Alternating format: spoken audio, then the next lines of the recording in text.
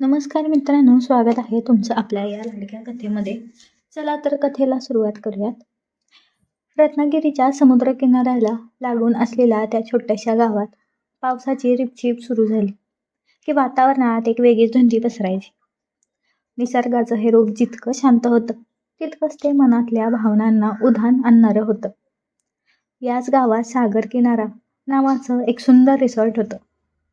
या रिसॉर्टची मालकीण होती अंजली. अंजलीचं वय साधारण 32 वर्ष होतं, पण तिला पाहून कोणालाही तिच्या वयाचा अंदाज यायचा नाही. तिचा बांधा सुडोल, वर्ण गोरापान आणि डोळ्यात एक प्रकारची मादकता होती. मी अजय, तिथे 6 महिन्यापूर्वी मॅनेजर म्हणून कामाला लागलो होतो. माझं वय 23 वर्ष आहे. अंजली मॅडमच्या हाताखाली काम करणं हे माझ्यासाठी एखाद्या स्वप्नासारखं होतं. त्या दिसायला जितक्या कडक होत्या तितक्याच मनातून हळव्या देखील होत्या. आमचं नातं तसं मालकीण आणि नोकराचंच होतं, पण कधी कधी कामाच्या निमित्ताने जेव्हा आमचे हात एकमेकांना स्पर्श करायचे तेव्हा माझ्या अंगात एक वीज सळसळायची. त्यांच्या शरीरातून येणारा तो मोगऱ्याचा सुगंध मला तासनतास वेड लावायचा. त्या रात्री पावसाने चांगलंच रौद्र रूप धारण केलं होतं. रिसॉर्टमधील सर्व पाहुणे आपापल्या रूममध्ये झोपले होते. लाईट गेलेली होती आणि जनरेटरमध्ये डिझेल नसल्यामुळे संपूर्ण परिसरात काळोखा पसरला होता. मी हातात टॉर्च घेऊन राऊंड मारत होतो तेव्हा मला अंजली मॅडमच्या केबिनमधून काहीतरी पडल्याचा आवाज आला. मी धावत तिथे गेलो. टॉर्चचा प्रकाश आत टाकला तर मॅडम खुर्चीवरून खाली पडल्या होत्या आणि त्यांच्या हाताला किरकोळ जखम झाली होती. मॅडम, तुम्ही ठीक आहात का?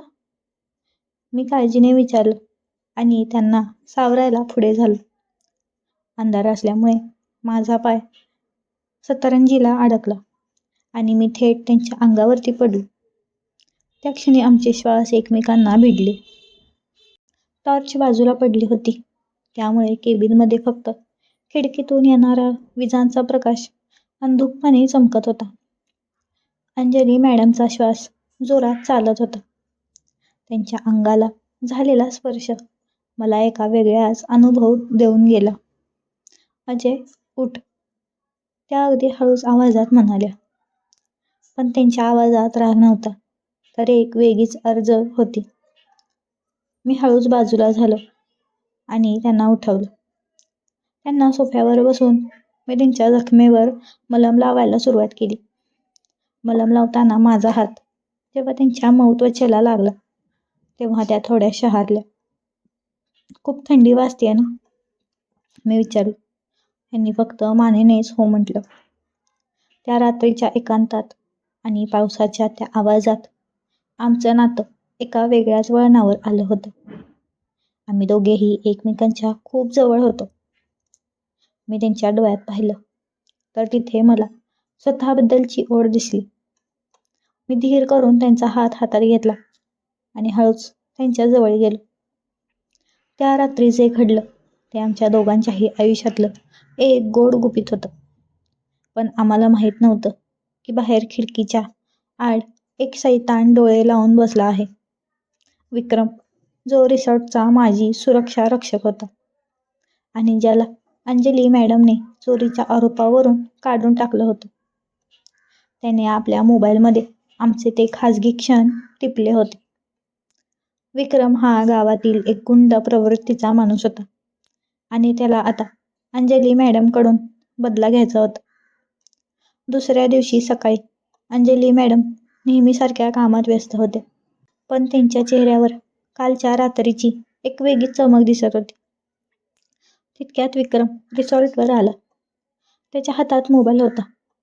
त्याने मॅडमच्या केबिनमध्ये शिरून तो व्हिडिओ त्यांना दाखवला. काय गं मॅडम, तुमची ही मॅनेजर सोबतीची मज्जा आता संपूर्ण गाव पाहणार का? विक्रम खूप निर्लज्जपणे हसला. मॅडमचा चेहरा पांढरा पडला. त्यांनी 5 लाखांची मागणी केली, नाहीतर व्हिडिओ व्हायरल करण्याची धमकी दिली. अंजली मॅडम पूर्णपणे खचून गेल्या होत्या. त्या रडत माझ्याकडे आल्या. अजय, आता सगळं संपलं आहे. माझी आबरू जाईल, लोक काय म्हणतील. मी त्यांना शांत केलं. मॅडम, तुम्ही घाबरू नका. त्याने जर चुकीचा मार्ग निवडला असेल तर आपण त्याला त्याच्याच भाषेत उत्तर देऊ. आम्ही एक प्लॅन तयार केला.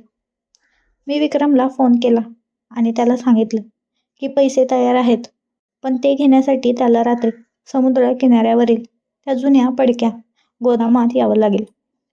रात्रीचे 12 वाजले होते. पाऊस अजूनही थांबलेला नव्हता. विक्रम आणि त्याचा एक मित्र पैशांच्या लोभापायी गोदामात पोहोचले. तिथे पूर्णपणे अंधार होता. ए अजय, कुठे मेलास? पैसे काढ लवकर, विक्रम ओरडला. मी समोर आलो आणि त्याला पैशांची पिशवी दाखवली. आधी व्हिडिओ डिलीट कर, मी ठामपणे म्हणालो. विक्रम हसून मोबाईल काढणार इतक्यात मागून एका सावलीने त्याच्यावरती हल्ला केला. ती अंजली मॅडम होत्या. त्यांच्या हातात एक जाड लाकडी दांडा होता. त्यांनी विक्रमच्या हातावर असा प्रहार केला की मोबाईल थेट जमिनीवर पडला आणि त्याचे तुकडे तुकडे झाले. त्याच वेळी मी विक्रमच्या मित्राला पकडले. आम्ही आधीच पोलिसांना बोलवून घेतलं होतं. पोलीस तिथे पोहोचले आणि त्यांनी विक्रमला रंगेहात पकडलं. विक्रमच्या मोबाईलमधील तो व्हिडिओ कायमचा नष्ट झाला होता. अंजली मॅडमच्या डोळ्यात आता भीती नव्हती, तर एक विजय होता. त्यांनी विक्रमला पोलिसांच्या स्वाधीन केलं आणि आम्ही सुटकेचा निश्वास सोडला. दुसऱ्या दिवशी रिसॉर्टमध्ये पुन्हा एकदा शांतता होती. पाऊस थांबला होता आणि कोवळं ऊन पडलं होतं. अंजली मॅडम आपल्या केबिनमध्ये बसून समुद्राकडे पाहत होत्या. मी कॉफी घेऊन आत गेलो. त्यांनी माझ्याकडे पाहिलं आणि मला जवळ बोलवलं. अजय, तू नसतास तर आज मी लोकांसमोर तोंड दाखवायला लायक राहिले नसते, त्या मला म्हणाल्या. मॅडम, आपण फक्त पार्टनर आहोत आणि पार्टनर एकमेकांना संकटातून बाहेर काढतात, मी हसून म्हणालो.